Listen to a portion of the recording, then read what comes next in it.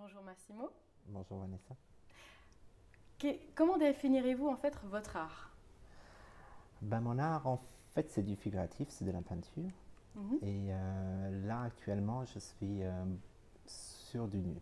Donc, j'essaie de représenter le nu en revisitant un peu les classiques, en les représentant dans des sujets qui sont un peu mythologiques, aussi bibliques, et les faire passer comme ça à un public et leur faire redécouvrir un peu le nu dans la peinture. D'accord. Et comment les gens répondent à justement au nu aujourd'hui? Mais alors, vous avez deux catégories de personnes. Vous avez celles qui sont complètement fermées au sujet, et puis vous avez celles qui le redécouvrent en fait, hein, qui voient dans ce que je fais rien de vulgaire, tout au contraire. D'accord. Et c'est toujours une branche qui vous a intéressé, c'était le nu ou vous êtes plus Non, non, non, non, général? non. Là, c'est une phase, donc D'accord. j'ai plus qu'une phase. C'est un projet que je veux présenter mes œuvres au public avec justement comme sujet le nu. D'ailleurs, les titres des tableaux, ce sera toujours nu et ensuite les objets qui les entourent ou la situation qui les entoure, les personnages qui sont dans les tableaux. D'accord. Vous avez étudié les arts? Oui, alors j'ai étudié les arts, oui, Mhm. surtout pour le dessin nu. Ça, j'ai fréquenté des cours pendant 5 années, toujours ici à Luxembourg. À Luxembourg, Oui. d'accord. Et quand vous vous exposez exclusivement à Luxembourg ou aussi Jusqu'à dans les grandes présent, régions? j'ai exposé qu'à Luxembourgville. D'accord. Donc c'était Luxembourg, Strassen aussi, puis il y avait Récange-sur-Metz et à nouveau Luxembourg, oui. Vous Mais vivez de... toujours dans le pays. Pardon. Vous vivez de votre art? Non, non, non, Non. non, non. Je suis D'accord. une personne qui aime bien vivre et donc j'ai quand même un job qui me permet de subvenir à mes besoins. D'accord. Et comment les gens perçoivent-ils justement ceci, que vous ayez un job à côté, et puis qu'à côté de ceci, vous faites votre art? Mais je crois que pour le Luxembourg, c'est un peu la règle, hein. Mm. 80% des artistes quand même ont tous un job qui est rémunéré et qui leur permet quand même de vivre au quotidien sans trop se soucier est-ce que je vais vendre, est-ce que je vais pas vendre. Je trouve que ça donne aussi une certaine liberté d'action. On fait ce qu'on a envie, on fait ce qu'on veut sans devoir se plier aux lois du marché. Mm. Mais vous aimeriez vivre seulement de votre art? Je crois que oui, tout le monde aimerait bien. Oui. Mais bon, là, quand même, avoir un job, cela me permet aussi d'avoir une certaine rigueur dans mon art.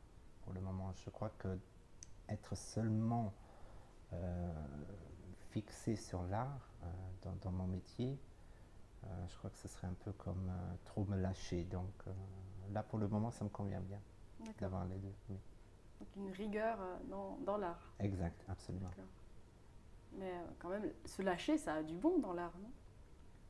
Non, parce que des fois, on se perd, quoi, et on ne retrouve pas le chemin vers la toile, son chemin vers la toile. D'accord, donc vous êtes quelqu'un de rigoureux finalement.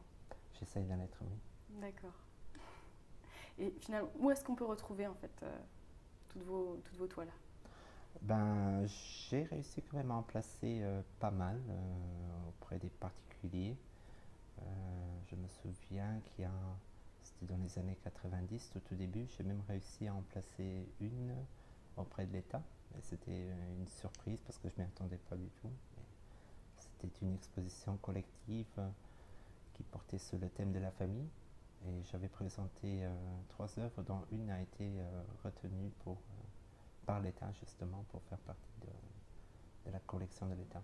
Donc on peut dire qu'ici au Luxembourg, vous êtes un artiste reconnu. Reconnu, oui. Connu, non. Parce que j'essaie quand même d'être un peu réservé sur le sujet, quoi. Réservé sur le sujet, vous voulez dire comment? J'essaie d'être moi-même, donc dans l'art, dans tout, Voilà, donc c'est pas comme, disons que mon nom n'est pas renommé en tant qu'artiste comme il y en a beaucoup au Luxembourg. D'accord. Mais vous aimeriez le devenir? Oui, oui, oui. D'accord. Vous arrive-t-il de ne pas aimer une œuvre que vous avez créée? Ben, il m'arrive d'avoir du mal à terminer une œuvre que j'ai créée, mais une fois que j'ai terminé, et surtout une fois que j'ai mis la signature dessus, c'est une œuvre à moi, et donc je l'assume en tout et pour tout. Hmm. Donc vous les conservez? Je les conserve, oui, bien que après un certain temps, si on les revoit, si je les regarde, je me dis oui, mais là, tu aurais peut-être mieux dû, enfin, agir de façon différente. Il y a des lumières qui auraient dû être plus accentuées, des ombres qui auraient dû être plus fortes. Mais je pense que cela fait partie d'une évolution. Donc, les petites erreurs comme ça qu'on voit, faut les assumer, même si l'œuvre elle est signée. Ouais. Bah, ce sont des erreurs peut-être pour vous, mais peut-être pas pour un œil qui est Voilà, donc ça c'est pour un œil toujours de spectateur. exact. Ça c'est toujours quelque chose qui m'a beaucoup intrigué, c'est de voir un peu ce que les gens voient dans mes œuvres. Mhm. Parce que souvent, je cite ou bien je pointe quelques erreurs sur une toile, et puis les gens ils disent mais vous l'aurez pas dit, on l'aurait pas remarqué, non, en fait on le voit pas comme ça. Donc je crois que l'artiste il a un autre œil sur ses œuvres que le public. Et qu'est-ce que cela vous procure en fait quand une personne vient vers vous et puis qu'elle vous dit qu'elle aime votre œuvre ou qu'elle n'est peut-être pas forcément fan? Je suis tout à fait aussi bien ouvert aux critiques et surtout aux critiques parce que cela permet quand même de s'améliorer dans son travail. Les louanges, je pense que ça me met toujours un peu mal à l'aise. Aussi, toujours parce que j'ai du mal à percevoir ce que les gens ils ressentent en voyant mes œuvres. Après, vous avez aussi deux catégories de personnes. Vous avez celles qui ressentent l'art et puis celles qui voient en l'art un objet, comme beaucoup d'autres, et qui en fait ont beaucoup de facilité à juger une œuvre d'art parce qu'ils se limitent au beau ou pas beau. Par contre, une personne qui ressent l'art, elle a beaucoup plus de choses à dire, que ce soit positif ou négatif, mais elle mérite la peine d'être écoutée. Mm. Et dites-nous en fait, qu'est-ce que le beau dans l'art, d'après vous? Le beau dans l'art, ben, le beau dans l'art, en fait, c'est quelque chose de très suggestif.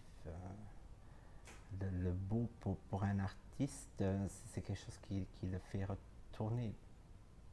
Donc vous voyez quelque chose et puis vous vous retournez pour regarder à nouveau. C'est quelque chose qui attire votre attention. Mais ça peut être aussi bien une personne, ça peut être un objet, ça peut être un moment même que vous aimez revoir, que vous aimez revisiter. Et en fait, c'est ça le beau, quelque chose qui vous fait vraiment revoir la chose, oui.